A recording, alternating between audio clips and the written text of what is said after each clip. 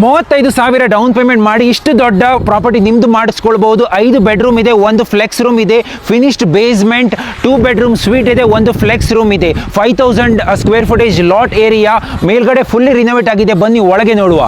ಮನೆ ಒಳಗಿದ್ದೇವೆ, fully renovated. ನಾ ಹೇಳಿದಾಗೆ ಲಕ್ಸುರಿ ವೈನಲ್ ಪ್ಲ್ಯಾಂಕ್ಸ್ ಫ್ಲೋರಿಂಗ್ ಇದೆ, stainless steel appliances, dish washer ಹೊಸದಾಗಿ ಹಾಕಿದ್ದಾರೆ, ಕಾರ್ಕ್ ಕೌಂಟರ್ ಟಾಪ್ಸ್.